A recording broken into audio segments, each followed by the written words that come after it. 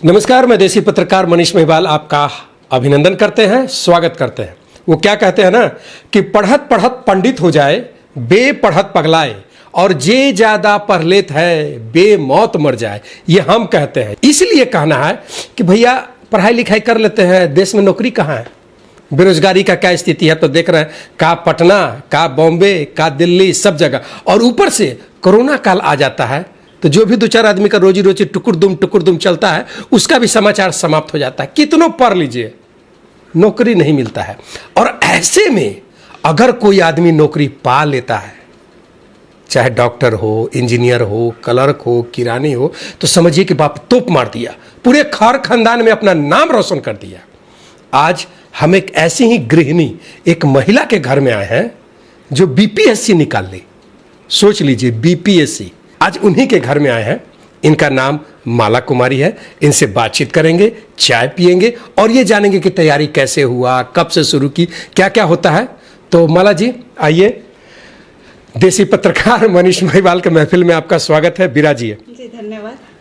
सबसे पहले आपको ढेर सारी शुभकामनाएं, बधाई देसी पत्रकार मनीष महिवाल की ओर से। क्या कहती हैं? जी बहुत बहुत धन्यवाद। आप आज यहाँ आए और जो भी गृहिणी है मेरे जैसी, उनका मनोबल मेरे इस प्रयास और सफलता से बढ़ेगा।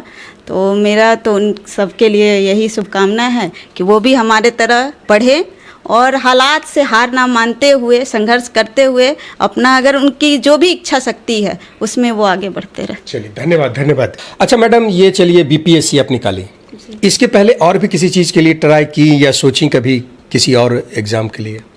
जी मेरा ये एम रहा कि मैं मतलब आईएएस निकालूं, लेकिन संजोगवश मेरी शादी हो गई और मुझे मौका नहीं मिला। लेकिन मेरे पति का जो सहयोग रहा और उन्होंने जो मेरा मनोबल बढ़ाया, तो मेरा एज चूँकि आईएएस के लिए नहीं था, इस वजह से मैंने बीपीएससी की तैयारी की और इसमें आज मैं आप लोग के सामने सफल होकर के बैठी। चलिए, तो हम बातचीत को शुरू करते हैं बीपीएससी से। ये बीपीएससी क्या है और ये एग्ज़ाम तैयार रेडी करने के लिए, अपने आप को प्रिपेयर करने के लिए कि हम बीपीएससी निकालेंगे, आदमी को क्या सोचता है, क्या दिमाग में आता है? BPSC, first of all what is BPSC? Sir BPSC का मतलब है Bihar public service commission, Bihar लोक सेवा आयोग, जो कि बिहार की सबसे सर्वश्रेष्ठ और सम्मानित सेवा है। और इसमें आकर के हमें जो भी नीचे तबके के लोग हैं या पूरे राज्य की सेवा करने का मौका मिलता है। तो ये सबसे बड़ा मेरा एम था पहले से ही कि मैं जो भी नीचे तबके के लोग हैं या जिनको तरह तरह की परेशानियां हैं, मैं किसी भी रूप में उनकी सहायता कर सकूं। तो मुझे ये लगा कि मैं बीपीएससी में आकर के अच्छे ढंग से उनकी सहायता। जो सोच है मतलब वो बीपीएससी के द्वारा ही किया जा सकता है। आईपीएस करके आदमी ये काम नहीं कर सकता कि समाज सेवा, पब्लिक के बीच में जाके पब्लिक का सेवा, मतलब इसी पोस्ट, इसी डिपार्टमेंट से ही हो सकता है। जी मैंने जो सफलता प्राप्त की है और जो मेरा पोस्ट भी मिला है assistant director in social welfare department, तो वो सेवा ही है, समाज सेवा से संबंधित है। मतलब जो आप चाहती थी वही फील्ड आपको मिला है। जी, और मुझे बहुत ही खुशी है कि मुझे वही सेवा करने का मौका मिला है। चलिए, ये बहुत अच्छी बात है। हर आदमी जो काम करता है, उसके लिए नौकरी करे या जो भी करे, जो चीज़ वो करना चाहता है, जो उसे पसंद हो, उसी फील्ड में काम अगर मिलता है तो आदमी मन लगा के काम करता है। काम कभी बोझ नहीं लगता है, ये नहीं लगता है कि कब हम छुट्टी लें, क्योंकि जो हम करना चाहते थे वही हम कर रहे हैं। मैडम, ये जो सफलता हासिल हुआ, इसमें आप किसको किसको धन्यवाद देंगी? किन किन लोगों ने सपोर्ट किया? सर सर्वप्रथम तो मेरे पति का बहुत बड़ा सपोर्ट है, क्योंकि शादी के पहले मैंने ग्रेजुएशन जरूर किया, लेकिन मुझे बीपीएससी या आईएएस का उतना नॉलेज नहीं था। लेकिन शादी के पश्चात मेरे पति देव ने बहुत सपोर्ट किया और उन्होंने ही मुझे बूस्टअप किया कि तुम बीपीएससी या आईएएस कर सकती हो। लेकिन आईएएस के लिए मेरे पास एज नहीं था, तो मैंने बीपीएससी की तैयारी करना प्रारंभ किया और उसमें उनका पूरा सहयोग रहा और साथ ही साथ मेरे बच्चों का भी सहयोग रहा। और जो भी गुरुजन हैं जिनका मार्गदर्शन मुझे समय समय पर प्राप्त हुआ, तो उन सबका सहयोग है। साथ ही मेरे माता पिता का भी सहयोग है। माता पिता हैं, हस्बैंड हैं, 2 बच्चे हैं। जी। तो बच्चों को कैसे, कितने बड़े बच्चे हैं? सर बड़ी बेटी है मेरी 12 वर्ष की और छोटा बेटा 11 साल का। तो ये 11 साल 12 साल, तो ये 2 बच्चों का ये उम्र है जो मम्मी पापा को डिस्टर्ब करते हैं, तंग करते हैं, बातों को जल्दी समझते नहीं हैं। तो कैसे आपने ये तालमेल बैठाया? मेरे बच्चे सर उम्र के हिसाब से बहुत ही समझदार हैं, क्योंकि उन्होंने ही मुझे बूस्टअप किया। जब मैं थोड़ा टाइम मेरा डिस्टर्ब भी होता था, मैं इधर उधर कुछ करती थी, तो वो लोग बोलते थे नहीं मम्मी तुम जाओ पढ़ो, हम लोग कर लेंगे। तो उनका सहयोग तो बहुत बड़ा रहा है। क्या बात है, ऐसे बच्चे बहुत कम मिलते हैं। तो पति का सहयोग कैसा रहा? चलिए, एक तो जैसे आपके बातचीत से लगा कि अगर आपकी शादी नहीं होती तो शायद IPS आप निकाल लेती, लेकिन शादी के लफड़ा में या तो अगर पति ने आपको ज़बरदस्ती बोला कि नहीं हम शादी करेंगे ही, या घर वाले का था वो मुझे नहीं मालूम, तो शायद आप वो निकाल सकती थी। पति का सहयोग कैसा रहा? क्या करते हैं आपके पति? जी, मेरे पति अभी वर्तमान में वरीय शाखा प्रबंधक हैं फुलवारी शरीफ एम्स ब्रांच में, बैंक ऑफ इंडिया में। अच्छा, बैंक ऑफ इंडिया में है। क्या आपके पति खुश रहते हैं, टेंशन मुक्त हैं? जी बिल्कुल टेंशन मुक्त हैं और दूसरों को भी खुश रखते हैं।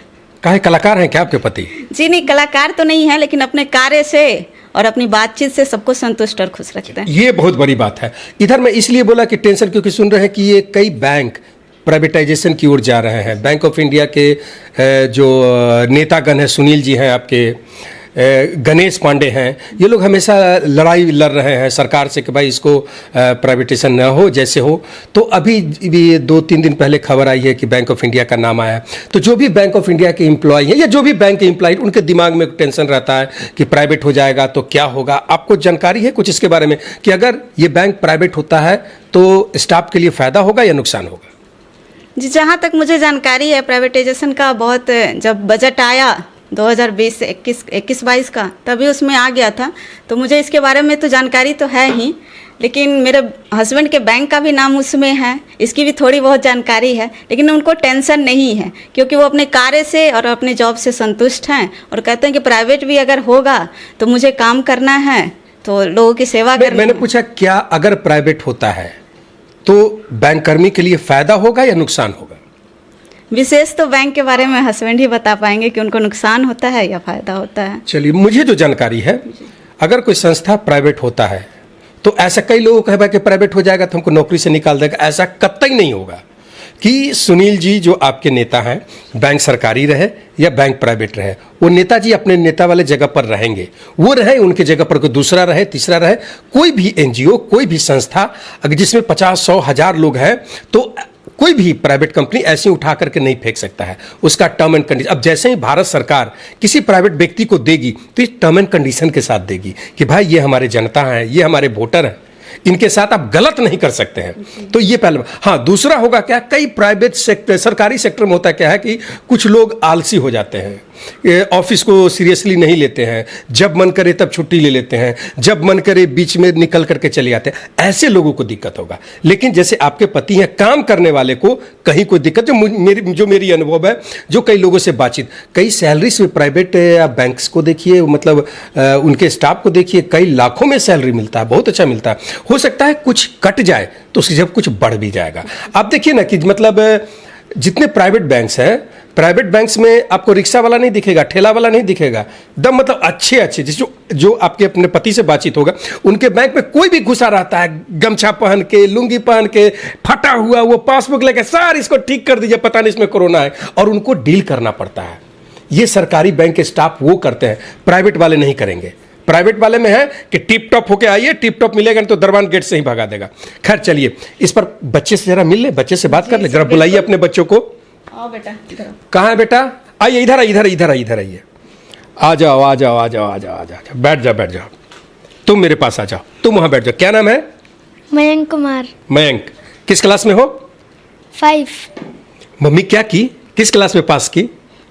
मम्मी तो अभी BPSC में क्वालिफाई की है, किसी क्लास में नहीं की है। अच्छा, वो BPSC क्लास नहीं होता है? नहीं। तुम किस क्लास में हो? 5th में हो, तो तुम पास करोगे तो 6th में जाओगे। हाँ। तो मम्मी का जो पास की हैं वो क्लास नहीं है। अच्छा, मम्मी जहाँ गई हैं तुम जाना चाहते हो? तुम बड़े होके क्या बनना चाहते हो? IAS। अरे वाह, अच्छा IAS बनने का मतलब है कि जो मम्मी बनना चाहती थी लेकिन मम्मी का शादी हो गया तो मम्मी बने। तुम जल्दी जल्दी मन लगा के पढ़ो, नहीं तो तुम्हारा भी एज निकल जाएगा। हो सकता है मम्मी तुम्हारा भी शादी कर देंगी। ठीक है, मन लगा के पढ़ना। हाँ। क्या नाम है बेटा आपका? माहिका। माहिका, किस क्लास में हो? अभी 6th में हो। तुम्हारी मम्मी इतना बड़ा जॉब निकाल ली है, कैसा लग रहा है? तो अपने दोस्त लोग को बताए, वो लोग क्या कह रही है? वो लोग को तो बताया और मैं तो बहुत ही ज़्यादा खुश हूँ, क्योंकि मेरी मम्मी जितना मेहनत की है उस हिसाब से तो मतलब बहुत तारीफ करने के लायक है मेरी मम्मी, क्योंकि वो हम लोग के साथ साथ रहकर भी, हम लोग का ध्यान रखते हुए भी इतना बड़ा पोस्ट ले लिए, तो मैं तो बहुत खुश हूँ। और मैं खुश हूं कि इसके पीछे तुम्हारा बहुत बड़ा योगदान है। मम्मी बताई है कि जब भी तुम मम्मी को प्रमोट करते थे कि मम्मी पढ़ो, ये करो, इसके लिए तुम्हारे जैसे बच्चे हो तो लोग कहते हैं ना, अच्छे मम्मी पापा हो तो बच्चे अच्छे करते हैं, लेकिन तुम्हारे जैसे बच्चे हो तो मम्मी पापा भी अच्छे आगे बढ़ते हैं, जो तुम्हारी मम्मी की। मैडम, थोड़ा स्वामी जी का भी दर्शन करवा दीजिए, बुला लीजिए उनको भी। अवश्य, आइए। आइए जी, चलिए आइए सर, स्वागत है भाई जी, बैठिए। नमस्कार सर। जी नमस्कार। आपका अपना थोड़ा परिचय थोड़ा दे दे। मैं विमलेश कुमार सर, वरीय शाखा प्रबंधक, फुलवारी शरीफ एम्स में कार्यरत हूँ, बैंक ऑफ इंडिया में। अभी जो प्राइवेटाइजेशन का बात चल रहा है बैंक ऑफ इंडिया का, कल को माने प्राइवेट हो भी जाए तो आपको कोई फर्क पड़ने वाला है जी? अब कोई फर्क नहीं पड़ने वाला है सर। फर्क तो थोड़ा देर के लिए, जैसा कि लोग बोलते हैं। आप जिस फर्क की बात कर रहे हैं वो नहीं कि अब बैंक रहे ना रहे, हम रहे, मैं नौकरी रहे, अब तो घर में इतने बड़ा हाकिम होंगे, तब क्या चीज का डर है? हाँ, सही बात है ना? थोड़ा देर के लिए तो टेंशन मुक्त हैं, किसी प्रकार का उस तरह से नहीं। हम लोग तो काफ़ी खुश हैं जिस तरह से ये मेहनत की है, हमारा मार्गदर्शन रहा कि ये करो, तो इसने पूरा मन लगाकर, ध्यान लगाकर पढ़ाई की और सफलता हासिल की। इसके लिए मैं तो बहुत खुश हूँ। नहीं, इसके लिए हम भी आपको धन्यवाद देंगे कि कोई भी महिला, कोई भी बेटी, बहू, पुतोह आगे तभी बढ़ती है तो घर में किसी का बैकअप मिलता है। आपके घर में जिस तरह से आपका सहयोग, आपके बच्चों का सहयोग, सास ससुर का सहयोग, ये इस सब का परिणाम है कि घर की ग्रामीण क्षेत्र से एक महिला आपके यहाँ आई, आपके सबके परिवार को लेकर के, परिवार के सहयोग से आज जिस जगह पर जो झंडा गाड़ी है, ये आप सबके लिए गर्व की बात है। तो मैडम ठीक है, और भी आपके जैसे बहुत लोग हैं, कई ऐसी महिलाएं हैं जो घर के चक्कर में, घर के कारण, मजबूरी में आगे नहीं बढ़ पाती हैं, पढ़ाई पूरा नहीं कर पाती हैं, उनको क्या कहना चाहेंगे? सर, जब मैंने मेंस क्वालिफाई किया और मेरे आसपास के जो लोग जाने, तो उनके में मैंने परिवर्तन देखा कि वो भी अभी अपने घर की बहू और बेटियों को बूस्टअप कर रहे हैं कि नहीं, अगर वो घर में 2 बच्चों को संभालते हुए, पति को संभालते हुए सब कर सकती है तो तुम लोग भी कर सकती हो। तो ये बदलाव मैं देख रही हूँ, और आज मैंने ये सफलता हासिल की तो मुझे पूर्ण विश्वास है कि और भी बेहतर बदलाव होगा। चलिए, धन्यवाद माला जी, ढेर सारी शुभकामनाएं। तो दोस्तों, ये सारा कुछ दिखाने का मतलब ये था, मकसद ये था कि आप भी ऐसी महिलाएं अगर घर में बैठी हुई हैं तो घर के छोटी मोटी समस्याओं का चिंता मत कीजिए, आगे बढ़ते रहिए, ईमानदारी से, मेहनत से काम करते रहिए, सफलता एक दिन जरूर मिलेगी। तो धन्यवाद। देखते रहे देसी पत्रकार मनीष महिवाल, ब्रेकिंग बिहार के साथ।